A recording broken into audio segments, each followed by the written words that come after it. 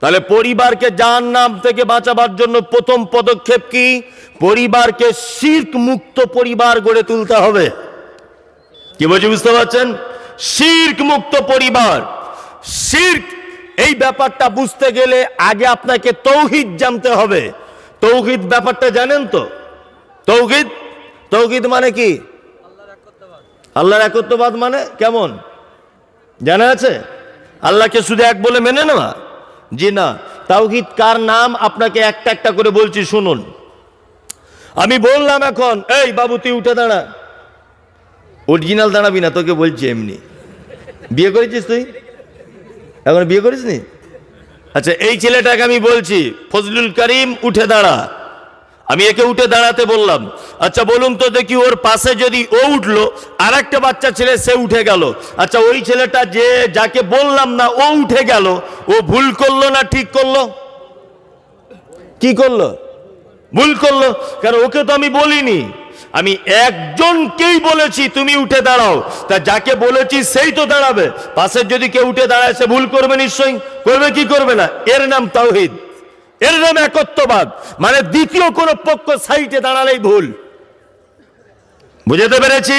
মানে আল্লাহ এক, আল্লাহর সমকক্ষ ভেবে দ্বিতীয় কাউকে মনে করা কি? শিরক। তাওহীদ তিন ভাগে বিভক্ত। ক ভাগে? তিন ভাগে।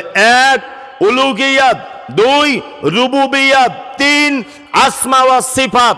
আল্লাহকে রব বলে মেনে নেওয়া, দ্বিতীয় কোনো পক্ষ থাকবে না। নাম্বার দুই, ইবাদত করতে হবে শুধুমাত্র কার জন্যে?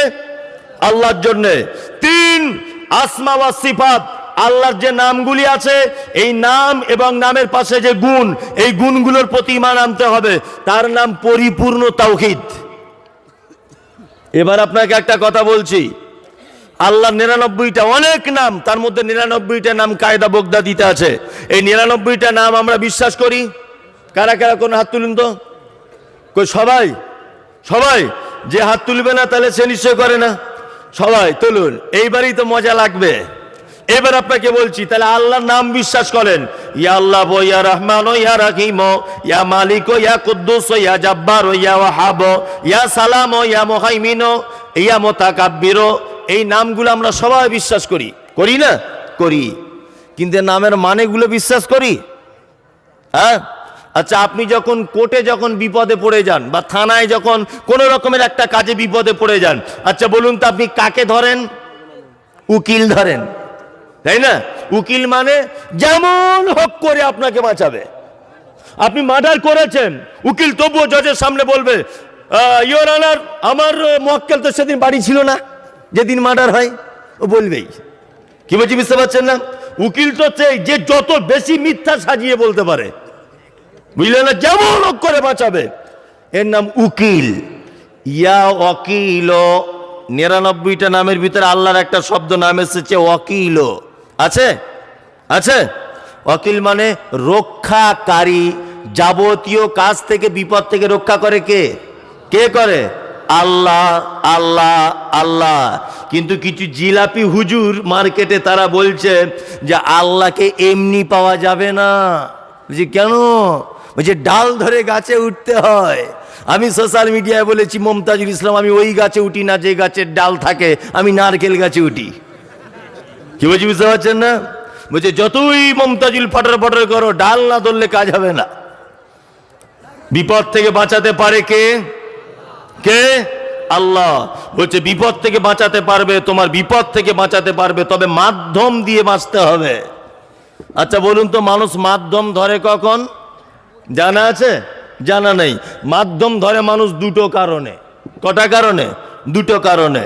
আমি মমতাজুল ইসলাম দেখা করতে এসেছি, এই ছেলেটা ধরে নেন এখন মন্ত্রী, ধরে নেন, তো এর সঙ্গে দেখা করতে এসেছি আমি মমতাজুল ইসলাম।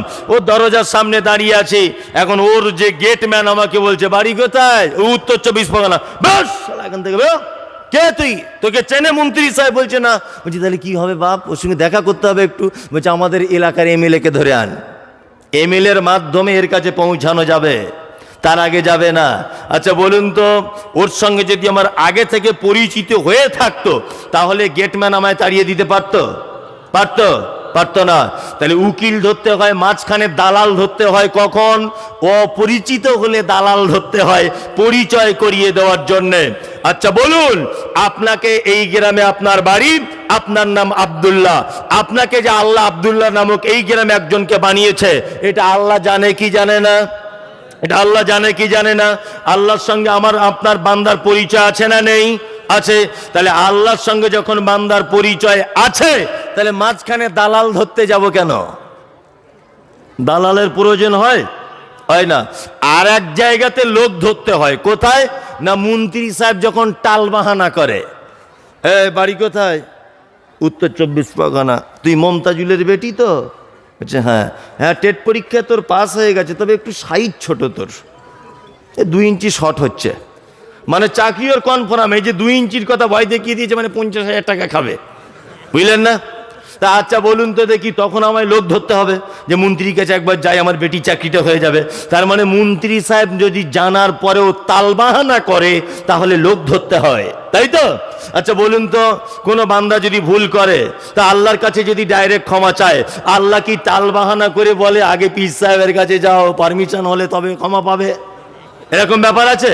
ব্যাপার আছে? একদমই নাই। অথচ জিলাপি হুজুর বলছে আমাদের কাছে আসতে হবে। ওই কিয়ামতের মাঠে নৌকা চালাবে, ওরই 10 পয়সা দাম নাই। কি বলছি বুঝতে পারছেন না? ওর নিজেরই তো ঠিক নাই। কি আশ্চর্য ব্যাপার, আপনি অবাক হয়ে যাবেন। বলছে মাধ্যম ধরতে হবে। এই বলুন তো দেখি, সংসারের সব থেকে বেশি মারে বাচ্চাকে কে? মা। তাই বলে কি আমরা বলবো যে মা সব থেকে বদমাশ? বলবো না। মেয়েকে, বাচ্চাকে, ছেলেকে মেরেছে মা। দুপুর বেলাতে বাচ্চাটা কাঁদতে কাঁদতে তার দাদির কাছে গিয়ে বলছে, দাদি তোমায় একটা কথা বলবো। কি বলো না? বলছে মা খুব মেরেছে, একটু দুধ দাও না, একটু খাই। আচ্ছা বলুন তো, দাদির কাছে যদি তার বাচ্চা যদি দুধ চায়, এটা যদি মা দেখতে পায়, তাহলে মা রাগ করবে না মা আনন্দিত হবে? কোনটা? রাগ করবে। যদি অরিজিনাল মা হয়, মা বেটার মাথায় হাত বুলিয়ে দিয়ে বলবে, আব্বু আব্বু তুমি আমাকে একটু মেরেছি বলে আমাকে ভুলে দাদির কাছে চলে গেলে, তুমি আমার কাছেই এসো। মাঝে সাঝে আল্লাহ আমাদেরকে আজাব গজব বিপদ মুসিবত দেয়, দেয় কি দেয় না? দেয় কি দেয় না? দেয়। মা যেমন তার সন্তানকে ভালোবাসে, আর আপনি যদি তার দাদির কাছে দুধ চাইতে যান, মায়ের যেমন রাগ হয়, মা যেমন চাই বেটা মেরিচি তাই কি হয়েছে, একবার আমারই কাছে আয় ডাইরেক্ট, আমি তোকে দুধ দেব, আমি তোকে 10 মাস পেটে রেখেছি। বলুন, একটা মায়ের থেকে একটা বান্দাকে আল্লাহ বেশি ভালোবাসে না কম ভালোবাসে? বেশি ভালোবাসে। হঠাৎ যদি বিপদ আপদ মুসিবত হয়, তা আপনি দাদির কাছে যাবেন কেন? ডাইরেক্ট ধরুন আল্লাহকে। কি বলছি বুঝতে পারছেন? ডাইরেক্ট। কি আশ্চর্যভাবে মানুষকে বেঈমান বানাচ্ছে। বলছে বন্ধুরে আমার, তো বলছে কি হলো? বলছে কান খুলে শুনে রেখে দাও। বলছে ঘটনা কি? বলছে প্রয়োজনে জামা কাপড় সব খুলে দাও। বলছে কারণ কি বলো না জামা কাপড় খোলার? বলছে আমাদের পীর সাহেবের এত পাওয়ার, কোন মুরিদ যদি মারা যায়, কবরের ভিতরে যখন রেখে দেওয়া হবে, মুনকির নাকির ফেরেশতা আসার আগে পীর সাহেব কবরের ভিতরে পৌঁছে যাবে, আর মুরিদের পক্ষে হয়ে ওই ফেরেশতাদের সাথে মোকাবেলা করতে লেগে যাবে। আর পাবলিক বলছে না রে তাকবীর, আল্লাহু আকবার। মনে মনে বলছি সালা পাগল কি আর গাছে ধরে রে? হ্যাঁ আচ্ছা বলুন, এটা সম্ভব? শিরক এটা কে করতে পারে? কে? আল্লাহ আল্লাহ আল্লাহ। শিরক কাকে বলে? আল্লাহর যে ক্ষমতা আছে, এই ক্ষমতা পৃথিবীর অন্য কারো আছে এটা মনে করা শিরক। আল্লাহর যে পাওয়ার আছে, এই পাওয়ার পৃথিবীর অন্য কারো আছে এটা মনে করা শিরক।